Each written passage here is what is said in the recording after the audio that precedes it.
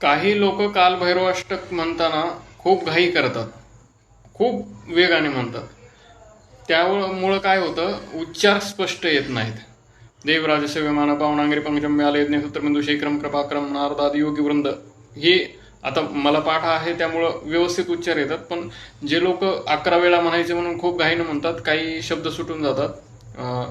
तर एक वेळाच म्हणा, पण व्यवस्थित उच्चार यायला पाहिजे, अशा पद्धतीनं म्हणा. कारण जर 11 वेळा म्हणून एकदाही तुमचं व्यवस्थित उच्चारण झालं नाही तर त्या 11 वेळा म्हणण्याचा उपयोग राहणार नाही. तुम्ही एकदाच अष्टकाचा पाठ करा, पण तो व्यवस्थित आला पाहिजे आणि सगळे उच्चारण शुद्ध आले पाहिजेत.